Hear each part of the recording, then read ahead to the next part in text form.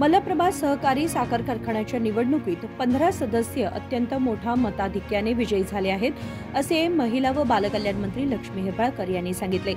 सोमवारी बेळगावमधील कुवेंपू नगर येथे झालेल्या पत्रकार परिषदेत त्या बोलत होत्या। राष्ट्रीय महामार्गालगत असलेला मलप्रभा सहकारी साखर कारखाना पुन्हा पूर्वीप्रमाणे आपल्या वैभवशाली रूपात आणण्यासाठी आम्ही तयार असल्याचे त्या म्हणाल्या। ಶ್ರೀ ಮಲಪ್ರಭಾ ಸಹಕಾರಿ ಸಕ್ಕರೆ ಕಾರ್ಖಾನೆಯ ಎಲ್ಲ ನನ್ನ ರೈತ ಬಾಂಧವರಿಗೆ, ಎಲ್ಲ ಷೇರುದಾರರಿಗೆ, ಕಾರ್ಮಿಕ ಬಂಧು ಬಾಂಧವರಿಗೆ ಮತ್ತು ನಮಗೆಲ್ಲರಿಗೂ ಆಶೀರ್ವಾದ ಮಾಡಿದಂತ ಎಲ್ಲ ಮುಖಂಡರುಗಳಿಗೆ ಈ ಮೂಲಕ ನಾನು ಹೃದಯಪೂರ್ವಕವಾದಂತ ಕೃತಜ್ಞತೆಯನ್ನ ಹೇಳಲಿಕ್ಕೆ ಬಯಸ್ತೇನೆ।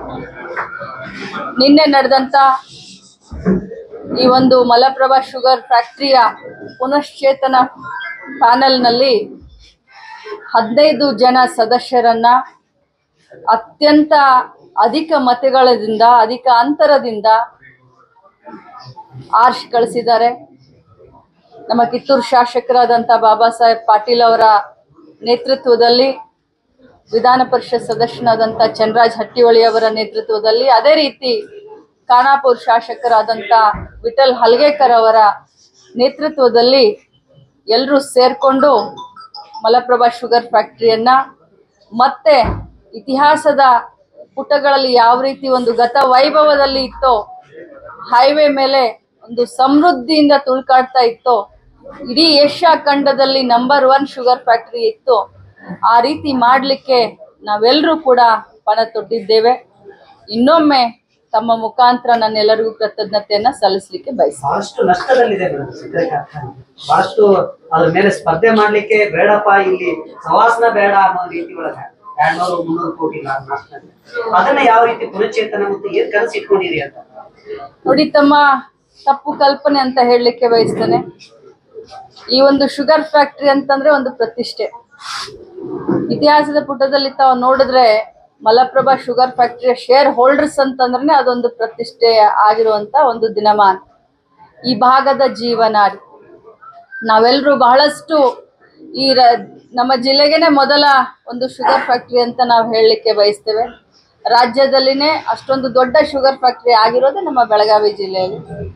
ಯಾವ ಫ್ಯಾಕ್ಟರಿಗೆ ಸಾಲ ಇಲ್ಲ, 300 ಕೋಟಿ, 400 ಕೋಟಿ, 500 ಕೋಟಿ ಸಹಕಾರಿ ಸಕ್ಕರೆ ಕಾರ್ಖಾನೆಗಳು ಬೆಳಗಾವಿ ಜಿಲ್ಲೆಯಲ್ಲೇ ಸಾಲವನ್ನು ಹೊತ್ಕೊಂಡಿದ್ದಂತವಿದಾವೆ। ಮಾಧ್ಯಮದವರು ಸ್ವಲ್ಪ ಕಣ್ಬಿಟ್ಟು ನೋಡ್ಬೇಕು। ನಮ್ಮ ಶುಗರ್ ಫ್ಯಾಕ್ಟರಿ ಕೂಡ ಏನು ನಿನ್ನೆ ರೈತರು ವಿಶ್ವಾಸವಿಟ್ಟು ನಮ್ಮನ್ನು ಗೆಲ್ಸಿದ್ದಾರೆ। 240 ಕೋಟಿನೂ 220 ಕೋಟಿ ಅಷ್ಟೇ ಸಾಲ ಇರೋದು। ಜಿಲ್ಲೆಯಲ್ಲಿ ಇನ್ನೂ 4-5 ಸಹಕಾರಿ ಸಕ್ಕರೆ ಕಾರ್ಖಾನೆಗಳಿದಾವೆ, ಅದ್ರ ಬಗ್ಗೆನೂ ತಾವು ಅವಲೋಕನ ಮಾಡಬೇಕು। ಆದ್ರೆ ನಮ್ಮ ಜವಾಬ್ದಾರಿ ಆ ಒಂದು ಸಾಲವನ್ನ ತೀರಿಸೋದಾಗ್ಲಿ, ರೈತರ ಆಶಾ ಕಿರಣ, ರೈತರು ಏನ್ ವಿಚಾರ ಮಾಡಿ ನಮಗೆ ಜವಾಬ್ದಾರಿ ಕೊಟ್ಟಿದ್ದಾರೆ, ರೈತರು ಏನ್ ಕನಸನ್ನ ಕಂಡಿದ್ದಾರೆ, ನಾವೇನು ಪ್ರಣಾಳಿಕೆಯಲ್ಲಿ ಹೇಳಿದೇವೋ ಅದನ್ನೆಲ್ಲ ಮಾಡಬೇಕು। ಯಾಕಂತಂದ್ರೆ ಶುಗರ್ ಫ್ಯಾಕ್ಟರಿ 55 ವರ್ಷ ಹಿಂದಿನ ಒಂದು ಮಷಿನರಿ ಇರೋದ್ರಿಂದ ಮಾಡರ್ನೈಸೇಷನ್ ಮಾಡಬೇಕಾಗಿದೆ, ಎಕ್ಸ್ಪ್ಯಾನ್ಷನ್ ಮಾಡಬೇಕಾಗಿದೆ, ಡಿಸ್ಲರಿಯನ್ನ ಮಾಡಬೇಕಾಗಿದೆ, ಕೋ ಜನರೇಷನ್ ಮಾಡಬೇಕಾಗಿದೆ, ಜೊತೆಯಲ್ಲಿ ಕಾರ್ಮಿಕರಿಗೆ ಅನುಕೂಲ ಮಾಡಬೇಕಾಗಿದೆ, ರೈತರ ಆಸೆಗಳನ್ನ ಆಶೋತ್ತರಗಳನ್ನ ತೀರಿಸಬೇಕಾಗಿದೆ। ಸೊ ಎಲ್ಲ ನಿಟ್ಟಿನಲ್ಲಿ ಬಹಳ ಜವಾಬ್ದಾರಿಯಿಂದ, ಬಹಳ ಪ್ಲಾನ್ ಆಗಿ ಈ ಕೆಲಸವನ್ನ ನಾವು ಮಾಡಿದೆವು। ಇದು ಬಹಳಷ್ಟು ನಾನು ನಮ್ಮ ಕಿತ್ತೂರು ಶಾಸಕರಿಗೆ, ಖಾನಾಪುರ ಶಾಸಕರಿಗೆ, ಚಂದ್ರರಾಜ್ ಅವರಿಗೆ ಅಭಿನಂದನೆ ಸಲ್ಲಿಸ್ತೀವಿ। ಪೂರ್ವ ನಿಯೋಜಿತ ಬಹಳ ಒಳ್ಳೆ ರೀತಿಯಾಗಿ ಪ್ಲಾನ್ ಮಾಡಿ ನಮ್ಮ ಸಹಕಾರದೊಂದಿಗೆ ಅವರು ಯಶಸ್ವಿಯಾಗಿದ್ದಾರೆ। ಅವ್ರಿಗೆ ಸಂಪೂರ್ಣವಾದಂತ ಸರ್ಕಾರದಿಂದ ಸಹಕಾರ ಇರಬಹುದು, ನನ್ನಿಂದ ಸಹಕಾರ ಇರಬಹುದು, ಸಂಪೂರ್ಣವಾದಂತ ಸಹಕಾರವನ್ನ ನಾನು ಕೊಡ್ತೀನಿ ಅಂತ ಈ ಸಂದರ್ಭದಲ್ಲಿ ಹೇಳಿ।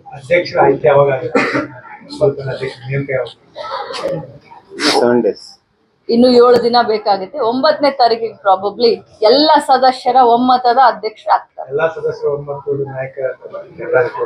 ಎಲ್ಲ ಹಿರಿಯರಿದ್ದಾರೆ, ಕೂತ್ಕೊಂಡು ಮಾತಾಡ್ತಾರೆ।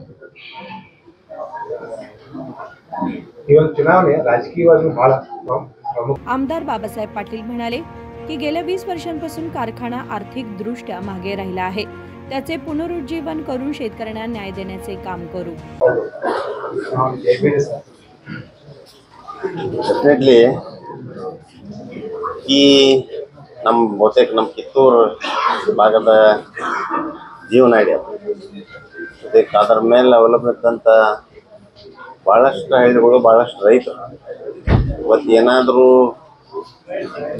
ಆ ಭಾಗದಲ್ಲಿ ಆರ್ಥಿಕವಾಗಿ ಸಬಲರಾಗಿದ್ದಾರೆ ಅಂದ್ರೆ ಅದು ಫ್ಯಾಕ್ಟ್ರಿನ ಕಾರಣ. ಬಹುತೇಕ ಒಂದು 2 ದಶಕಗಳ ಹಿಂದೆ ಅದ್ರ ದುಸ್ಥಿತಿ ಸ್ಟಾರ್ಟ್ ಆಯ್ತು. ಬಹುತೇಕ ಎವ್ರಿ ಇಯರ್ ಹಂಗೆ ಲೋನ್ ಜಾಸ್ತಿ ಹಾಕ್ಕೊಂತ ಬಂದ ಇವತ್ತು ಸುಮಾರು 220 ಕೋಟಿ ರೂಪಾಯಿ ಬಂತು. ಅದರಲ್ಲಿ ಆಡಳಿತದ ಅವ್ರ ವೈಫಲ್ಯ ಇರ್ಬೋದು ಅಥವಾ ಭಾಳಷ್ಟು ಕಾರಣ ಅದಾವ, ಒಂದೇ ಅಲ್ಲ.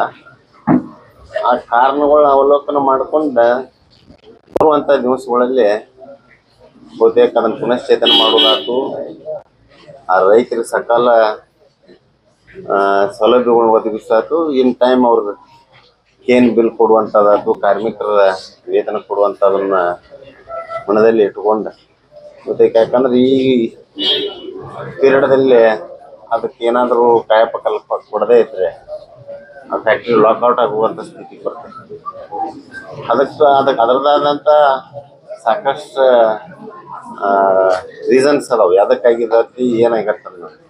ಅವನ್ನೆಲ್ಲ ಮೀರಿ 1 ಪಾಯಿಂಟ್ ಎಜೆಂಡಾ ನಾನ್ ಪೊಲಿಟಿಕಲ್ ಆಗಿ ಈ ಚುನಾವಣೆಯನ್ನು ತಗೊಂಡು ಎಲ್ಲ ಪಾರ್ಟಿಯವ್ರನ್ನತ್ತು ರೈತ ಕುಲಕ್ಕೆ ಯಾವ ಪಾರ್ಟಿಗೆ ಇಟ್ಟಿರಲಿಲ್ಲ. ಅವ್ರು ಒಂದೇ ಇತ್ತು, ಈ ಫ್ಯಾಕ್ಟ್ರಿ ಉಳಿಬೇಕು ಬೆಳಬೇಕು ಅನ್ನೋಂಥ ಒಂದೇ ಒಂದು ಉದ್ದೇಶದಿಂದ ಸೆಲೆಕ್ಟ್ ಮಾಡಿ ಎಲ್ಲರನ್ನೂ ಬಹುತೇಕ 15 one time with huge margin. ಅದೇನು 100-200 ಅಲ್ಲಿ ಬಂದಿಲ್ಲ ಯಾರು, ಎಲ್ಲರೂ ಬಹುತೇಕ 2000 ಏನು ಆ ಮಾರ್ಜಿನಲ್ಲಿ ಕೊಡಬೇಕಾದ್ರೆ ಒಂದು ರೈತರು ಕೂಡ ಒಂದು ವಿಶ್ವಾಸ ಇಟ್ಟ ಈ ಫ್ಯಾಕ್ಟ್ರಿಯನ್ನು ಉಳಿಸ್ತಾರೋ ಬೆಳೆಸ್ತಾರೋ ಅಂತಂದ್ರು. ಅದಕ್ಕೆ ಡೆಫಿನೆಟ್ಲಿ ಸ್ಟಿಕ್ ಆನ್ ಆಗಿ ಅದನ್ನ ಯಾವುದೇ ಕಾರಣಕ್ಕೂ ಹಿಂದಾದಂಥ ಅವೇನು ತಪ್ಪುಗಳಾಗಿದ್ದಾವೆ ನಿರ್ಣಯ ತಗೊಳ್ಳುವಲ್ಲಿ ಅವನ್ನೆಲ್ಲ ಕರೆಕ್ಷನ್ ಮಾಡ್ಕೊಂಡು ಈ ಫ್ಯಾಕ್ಟ್ರಿಯನ್ನು ಸುಸ್ಥಿತಿಗೆ ತರಕ್ಕೆ ಎಲ್ಲರೂ ಪ್ರಾಮಾಣಿಕವಾಗಿ ಪ್ರಯತ್ನ ಮಾಡ್ತಾರೆ. ನಿಮಗೆಲ್ಲ ಗೊತ್ತಿರುವಂತ ವಿಚಾರ, ಹಿಂದೆ ನಡೆದಂತ ಆಡಳಿತ ಮಂಡಳಿಯವರು ಬಹಳಷ್ಟು ಭ್ರಷ್ಟಾಚಾರ ಮಾಡಿದ್ದಾರೆ, ಸಿಕ್ಕಾಪಟ್ಟೆ ಇದು ನಡೆದಿದೆ, ಸರ್ಕಾರದಿಂದ ಆದೇಶ ಆಗಿದೆ, ಅದನ್ನು ತನಿಖೆ ಮಾಡಬೇಕು. It's going on. ತನಿಖೆ ನಡೆದಿದೆ. ತನಿಖೆ ನಡೆದ ರಿಪೋರ್ಟ್ ಆಡಳಿತ ಮಂಡಳಿ ಅದಕ್ಕೆ ಯಾವ ರೀತಿ ಇದು ಮಾಡ್ತಾರೆ? ಡೆಫಿನೆಟ್ಲಿ ಯಾರು ತಪ್ಪಿಸ ತನಿಖೆ ಡೆಫಿನೆಟ್ಲಿ ಆಗ್ಬೇಕು. ಯಾರು ತಪ್ಪಿ ಮಾಡಿದಾರೋ ಅವ್ರಿಗೆ ಅದು ಕಮಿಟಿ ವಿಲ್ ಟೇಕ್ ಡಿಸಿಷನ್. ಅದ್ರ ಬಗ್ಗೆ ಯಾರನ್ನು ಪ್ರೊಟೆಕ್ಷನ್ ಕೊಡೋದಾಯ್ತು ಅದನ್ನ ಮಾಡಕ್ ಸಾಧ್ಯ ಇಲ್ಲ. ತನಿಖೆ ಆಗೋಕ್ಕಿಂತ ಮುಂಚೆ ನಾವು ಏನಾದರೂ ಹೇಳ್ಬಾರ್ದು. विधान परिषदेचे सदस्य चन्नराज हट्टोळी म्हणाले की एमके हुबळी येथील मलप्रभा सहकारी साखर कारखान्याच्या क्षेत्रात शेतकऱ्यांनी आम्हाला सत्ता दिली आहे. ಬೆಳಗಾವಿ ಜಿಲ್ಲೆಯಲ್ಲಿ ಖಾಸಗಿ ಸಕ್ಕರೆ ಕಾರ್ಖಾನೆಗಳು ಲಭ್ಯ ಇರೋದು, ಅದು ಸರ್ಕಾರಿ ಸಕ್ಕರೆ ಕಾರ್ಖಾನೆಗಳು ಲಾಭದಲ್ಲಿ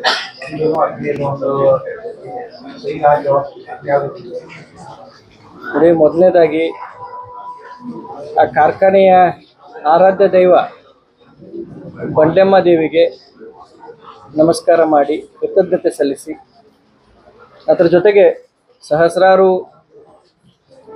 ರೈತ ಬಾಂಧವರಿಗೆ, ಷೇರುದಾರರಿಗೆ, ಕಾರ್ಮಿಕ ವರ್ಗದವರಿಗೆ ಎಲ್ಲರಿಗೂ ಕೂಡ ಈ ಒಂದು ಸಂದರ್ಭದಲ್ಲಿ ಕೃತಜ್ಞತೆ ಸಲ್ಲಿಸಿ, ಈ ಒಂದು ಚುನಾವಣೆಯಲ್ಲಿ ನಮ್ಮ 15 ಜನ ಅಭ್ಯರ್ಥಿಗಳಿಗೆ ಏನು ಪುನಶ್ಚೇತನ್ ಪ್ಯಾನೆಲ್ಗೆ ಸಹಕಾರ ಹಾಗೂ ಆಶೀರ್ವಾದ ನೀಡಿದಂಥ ಸಚಿವರಾದಂಥ ಲಕ್ಷ್ಮೀ ಹೆಬ್ಬಾಳ್ಕರ್ ಅವರು ಇರ್ಬೋದು, ಕಿತ್ತೂರು ಭಾಗದ ಶಾಸಕರಾದಂಥ ಬಾಬಾ ಸಾಹೇಬಣ್ಣ ಪಾಟೀಲ್ ಅವರು ಇರ್ಬೋದು, ವಿಠಲಣ್ಣ ಹಲಗೇಕರ್ ಅವರು ಇರ್ಬೋದು, ಅದರ ಜೊತೆಗೆ ಜಿಲ್ಲೆಯ ಸಾಕಷ್ಟು ಜನ ನಾಯಕರು, ಬೈಲಹೊಂಗಲ್ಲು, ಧಾರವಾಡ ಕ್ಷೇತ್ರದ ಎಲ್ಲ ನಾಯಕರು ಎಲ್ಲರಿಗೂ ಕೃತಜ್ಞತೆ ಸಲ್ಲಿಸಿ, ಇವತ್ತು ಒಂದು ಅಭೂತಪೂರ್ವವಾದಂಥ ಜಯವನ್ನು ನಮ್ಮ 15 ಜನ ಅಭ್ಯರ್ಥಿಗಳಿಗೆ ರೈತರು, ಷೇರುದಾರರು ನೀಡಿದ್ದಾರೆ. ಇದೊಂದು ಖುಷಿ, ಅದ್ರ ಜೊತೆ ಜವಾಬ್ದಾರಿ ಕೂಡ ಹೆಚ್ಚಿಗೆ ಆಗ್ತದೆ. ಕಾರ್ಖಾನೆ ಅಂದ ತಕ್ಷಣ ಲಾಭ ನಷ್ಟ ಇರೋದನ್ನ, ಯಾವುದೇ ಒಂದು ಸಂಘ ಸಂಸ್ಥೆ ಇರಲಿ, ಯಾವುದೇ ಒಂದು ವ್ಯವಹಾರ ಇರಲಿ, ಬಿಸ್ನೆಸ್ ಇರಲಿ, ಲಾಭ ನಷ್ಟ ಇರುತ್ತೆ. ಆದರೆ ಅದನ್ನು ಸರಿಯಾಗಿ ನಡೆಸ್ಕೊಂಡು ಹೋಗುವಂಥ ಜವಾಬ್ದಾರಿ ಇವತ್ತು ನಮ್ಮ ಮೇಲಿದೆ. ಕಾರ್ಖಾನೆಯನ್ನು ನಡೆಸಿ ನಮಗೆ ಅನುಭವ ಇದೆ. ಸುಮಾರು 6 ರಿಂದ 7 ವರ್ಷ ಈ ಶುಗರ್ ಇಂಡಸ್ಟ್ರಿಯಲ್ಲಿ ಕೆಲಸ ಮಾಡಿ ನಮ್ಗೆ ಅನುಭವ ಇದೆ. ನಾಯಕರದ್ದು ಎಲ್ಲರದ್ದು ಆಶೀರ್ವಾದ ಇದೆ. ಖಂಡಿತವಾಗಿ ಒಳ್ಳೆಯ ಕೆಲಸ ಮಾಡ್ತೀವಿ. ಮುಂಬರುವಂಥ ದಿನದಲ್ಲಿ ರೈತರ ಒಳಿತಿಗಾಗಿ, ಕಾರ್ಮಿಕರ ಒಳಿತಿಗಾಗಿ, ಎಲ್ಲ ಷೇರುದಾರರ ಒಳಿತಿಗಾಗಿ, ಆ ಭಾಗದಲ್ಲಿ ಆ ಕಾರ್ಖಾನೆಯನ್ನು ಅವಲಂಬಿತವಾಗಿ ಇಟ್ಕೊಂಡಂಥ ಸಹಸ್ರಾರು ರೈತರದ ಒಬ್ರು ಇಬ್ರು ಅಂತ ಅನ್ನಕ್ ಬರೋದಿಲ್ಲ. 10 ರಿಂದ 15 ಹಳ್ಳ್ಯಾಗ ಸಣ್ಣ ಭೂಮಿ ಇರುವಂತ ರೈತರದ 2 ಎಕರೆ 3 ಎಕರೆ ತುಂಡು ಜಮೀನ್ ಅಂತ ನಾವೇನ್ ಕರಿತೀವಿ. ಆ ರೈತರಿಗೆ ಏನಪ್ಪ 30 ಟನ್ 40 ಟನ್ 50 ಟನ್ ಏನು ಅವ್ರು ಕಬ್ಬು ಬೆಳಿತಾರೆ. ಆ ಕಬ್ಬನ್ನ ನಾವು ಸರಿಯಾದ ಸಮಯಕ್ಕೆ ನುರಿಸ್ಬೇಕಂದ್ರೆ ಈ ಸಹಕಾರಿ ರಂಗದಲ್ಲಿರುವಂಥ ಕಾರ್ಖಾನೆ ಜೀವಂತ ಆಗಿರೋದು ಬಹಳ ಅವಶ್ಯಕ. ಅದನ್ನ ನಾವು ಸರಿಯಾಗಿ ನಡ್ಕೊಂಡು ಹೋಗ್ತೀವಿ ಮತ್ತು ರೈತರಿಗೆ ಕೊಟ್ಟಂತ ಆಶ್ವಾಸನೆಗಳನ್ನ ಎಲ್ಲ ಈಡೇರಿಸ್ತೀವಿ ಅಂತ ಈ ಸಂದರ್ಭದಲ್ಲಿ ಹೇಳ್ತೀವಿ. ಸರಿಯಾದ ಟೈಮ್ಗೆ ಏನು ಕಬ್ಬು ಪೂರೈಕೆ ಮಾಡಿರ್ತಾರೆ ಅವ್ರಿಗೆ ಸರಿಯಾಗಿ ಇದು ಬರಂಗಿಲ್ಲ, ಪಾವತಿ ಆಗಿಲ್ಲ ಅನ್ನೋ ಒಂದು ವಿಚಾರ ಬಹಳಷ್ಟು ಸಕ್ಕರೆ ಕಾರ್ಖಾನೆಗಳ ಮೇಲೆ ಆರೋಪ. ತಾವು ಈಗ ಒಂದು ಮ್ಯಾನಿಫೆಸ್ಟೋ ಮಾಡಿಕೊಂಡು ಪ್ರಚಾರ ಕೇಳಿದು ಗೆದ್ದು ಬಂದಿದ್ದೀವಿ, ಅದನ್ನ ಯಾವ ರೀತಿ ನಿಭಾಯಿಸ್ತೀರಿ ಅಂತ ನೋಡಿ. ಶುಗರ್ ಇಂಡಸ್ಟ್ರಿಯಲ್ಲಿ ಸಕ್ಕರೆ ರೇಟು ಏನು ಮಾರುಕಟ್ಟೆಯಲ್ಲಿ ಎವ್ರಿಡೇ ಫ್ಲಕ್ಚುಯೇಟ್ ಆಗ್ತದೆ. ಬೇರೆ ಪದಾರ್ಥಗಳ ಪ್ರಕಾರ ಇದು ಕಾನ್ಸ್ಟಂಟ್ ಆಗಿ ರೇಟ್ ಇರೋದು. ಇವತ್ತ 3500 ಇದ್ದು ಒಮ್ಮೆ ಶಾರ್ಟೇಜ್ ರೇಟ್ ನಾಳೆ 3600 ಆಕತ್ತೆ. ಸಪ್ಲೈ ಜಾಸ್ತಿ ಆದಾಗ 3300 ಆಕತ್ತೆ. ಆದ್ರೆ ನಾವು ಅಳದು ತೂಗಿ ಸಕ್ಕರೆ ಮಾರ್ಬೇಕಾಗತ್ತೆ. ಸಕ್ರೆ ಮಾರಿದಾಗ ನಾವು ರೈತರಿಗೆ ಕಬ್ಬಿನ ಬಿಲ್ ಕೊಡಕ್ ಬರ್ತೈತಿ, ಹಾರ್ವೆಸ್ಟಿಂಗ್ ಅಂಡ್ ಟ್ರಾನ್ಸ್ಪೋರ್ಟೇಷನ್ದವ್ರಿಗೆ ಅವ್ರು ಕಟಾವ್ ಬಿಲ್ ಕೊಡಕ್ ಬರ್ತೈತಿ. ಅದಕ್ಕಾಗಿ ಆ ಸಕ್ಕರೆ ಮಾರಾಟನ ನಾವು ನಿಯಂತ್ರಣ ಮಾಡಿದಾಗ ಒಂದು 10 ದಿವಸ 15 ದಿವಸ ಹಿಂದೆ ಮುಂದೆ ಆಕತಿ. ಆದ್ರೆ ರೈತರಿಗೆ ನಾವು ಈಗಾಗಲೇ ಒಂದು ಪ್ರಣಾಳಿಕೆಯಲ್ಲಿ ಹೇಳಿದೇವಿ, ಸರಿಯಾದ ಟೈಮ್ನಲ್ಲಿ ನಿಗದಿತ ಸಮಯದಲ್ಲಿ 15 ರಿಂದ 20 ದಿವಸದಾಗ ಅವ್ರಿಗೆ ಬಿಲ್ ಕೊಟ್ಟು ಅವರ ವಿಶ್ವಾಸವನ್ನು ಗಳಿಸ್ತೀವಂತ ಆ ನಿಟ್ಟಿನಲ್ಲಿ ಎಲ್ಲ ಕೆಲಸ ಮಾಡ್ತೀವಿ. ಆ ದೇವರ ಆಶೀರ್ವಾದನೂ ಬೇಕು. ಯಾಕಪ್ಪ ಅಂತಂದ್ರೆ ಒಂದು ಯೂನಿವರ್ಸಲ್ ಲಾ ಅಂತ ಇರ್ತದೆ. ನಾವು ಎಷ್ಟೇ ಪ್ರಯತ್ನ ಮಾಡಿದಾಗ ಆ ಯೂನಿವರ್ಸ್ನಲ್ಲಿರುವಂಥ ಭಗವಂತನು ನಮಗೆ ಸಹಾಯ ಮಾಡ್ಬೇಕಾಗತ್ತೆ. ಈ ಒಂದು ನಮ್ಮ ಕೆಲಸದಲ್ಲಿ ನಾವೇನು ಕೈ ಹಾಕಿದ್ದೀವಿ ಎಲ್ಲ ನಾಯಕರನ್ನು ಒಳಗೊಂಡ 100% ದೇವರು ನಮಗೆ ಸಹಕಾರ ನೀಡ್ತಾರೆ. ರೈತರಿಗೆ ಕೊಟ್ಟಂತ ಎಲ್ಲ ಭರವಸೆಗಳನ್ನ ನಾವು ಈಡೇರಿಸ್ತೇವೆ. ಈಗ ಅದು MSC ವಿನಾಯಕ ಪ್ರತಿನಿಧಿಗಳಿಂದ ಗೆದ್ದು 4 ವಿಧಾನಸಭಾ ಮತ ಕ್ಷೇತ್ರದ ರೈತರು ಆ ಗ್ರಾಮದ ಬರ್ತಕ್ಕಂಥ ಸದಸ್ಯರು ಚುನಾವಣೆ ಇರ್ಬೋದು, ಅದೇ ಚುನಾವಣೆ ಬಂದ ನಿರ್ಣಾಯಕ. ಎಲ್ಲೋ ಒಂದ್ ಕಡೆ ಈಗ ರಾಜಕೀಯವಾಗಿ ಕೂಡ ನಮ್ಮ ಮತದಾರರಿಗೆ ಶಕ್ತಿ ಹೆಚ್ಚಾಯ್ತಾ ನೋಡ್ರಿ. ನಾವು ರಾಜಕಾರಣಿಗಳು ಅಂತಂದ್ರೆ ನಮ್ಗೆ ಜನರು ಬೇಕು, ಆಜು ಬಾಜು ಜನರು ಬೇಕು. ಬೆಳಿಗ್ಗೆ ಎದ್ರೆ ಜನ ಬೇಕು, ಸಂಜೆಗೂ ಜನ ಬೇಕು. ಇಲ್ಲಾಂದ್ರೆ ಏನೋ ಸ್ವಲ್ಪ ಮಿಸ್ಟೇಕ್ ಐತೆ ಅಂತ ತಿಳ್ಕೊತಾರೆ. ಅದಕ್ಕಾಗಿ ನಮಗೆ ಜನರ ಹತ್ತಿರ ಹೋಗ್ಲಿಕ್ಕೆ ಒಂದು ಅವಕಾಶ ಸಿಕ್ಕತ್ತೆ. I will take it that way. ಒಂದು ದೇವ್ರ ಅವಕಾಶ ಕೊಟ್ಟಿದ್ದಾನು, ರೈತರ ಅವಕಾಶ ಕೊಟ್ಟಿದ್ದಾನೆ, ಅವ್ರ ಹಂತಲ್ಲಿ ಹೋಗಕ್ಕೆ ಅವಕಾಶ ಕೊಟ್ಟಿದ್ದಾನೆ. ಅದಕ್ಕೆ ನಾವು ದುರುಪಯೋಗ ತಗೊಳ್ಳೋದಿಲ್ಲ. ಎಲ್ಲರೂ ನಮಗೆ ನಾಯಕರು ಒಂದು ಕಲೆಕ್ಟಿವ್ ಲೀಡರ್ಶಿಪ್ ಅಲ್ಲಿ ಮಾಡಿದಾಗ ನಾವು ಅದನ್ನ ವ್ಯತಿರಿಕ್ತವಾಗಿ ಉಪಯೋಗ ಮಾಡ್ಕೊಳ್ಳಿಕ್ ಬರೋದಿಲ್ಲ. ಎಲ್ಲರ ವಿಶ್ವಾಸವನ್ನು ಗಳಿಸೋ ಕೆಲಸ ಮಾಡ್ತೀನಿ. ಎಲ್ಲರ ಬಾಯಲ್ಲಿ ಒಂದು ಒಳ್ಳೆ ಹೆಸರು ತರಲಿಕ್ಕೆ ಕೆಲಸ ಮಾಡ್ತೀನಿ.